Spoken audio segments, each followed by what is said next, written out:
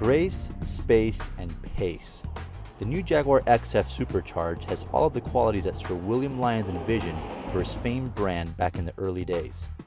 Concerning this new XF, we've covered the grace portion in our design review, and we discussed its space when we looked at its gorgeous interior. Now in our performance review, we will focus on my favorite part of that famous Jaguar equation, pace. That the Jaguar XF is the company's best car since Ford's influence began affecting the product line is without question. You can argue about its design or its ride quality or what have you, but this car is more competitive in its price range than any Jaguar for the last 20 years.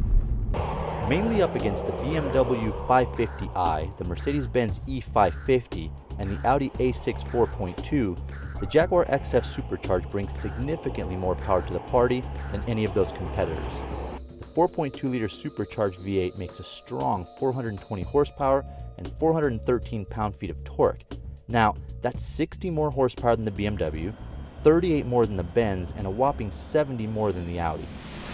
Now, you might be thinking that the supercharged version of the XF should go up against the performance version of these three cars, but that's a job for the upcoming Jaguar XF R. The XF Supercharged is in fact positioned appropriately. But enough about positioning, let's get back to its performance.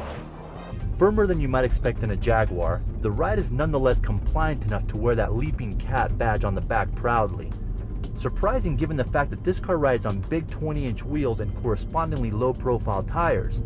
But then again, Jaguar has always shown a mastery of combining performance handling with a luxurious ride quality, and that dates back to the mid-50s and the original Mark I.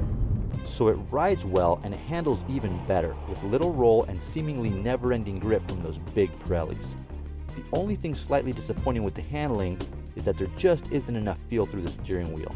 But we shouldn't forget that this is a luxury car first and a performance car slightly second, so the steering being a bit isolating is understandable. As I mentioned, the power is fantastic, getting the car up to speed in a hurry. And once you realize that your license is in jeopardy, you can save yourself a backseat ride in a black and white by pressing on the firm brake pedal and feeling those 14-inch rotors rein in the speed. We had the Jag on a mountain road that was closed off by two of California's finest, thanks CHP, and as you can imagine, I wasn't especially kind to the brakes, but they took their beating without much complaint, remaining effective throughout. The only signs of abuse being that they got a bit noisy and the brake pedal got a little long.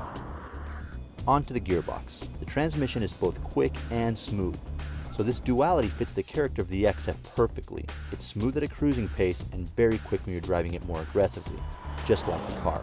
So it's a true Jaguar in the mold of the original formula, with grace, space, and most definitely pace.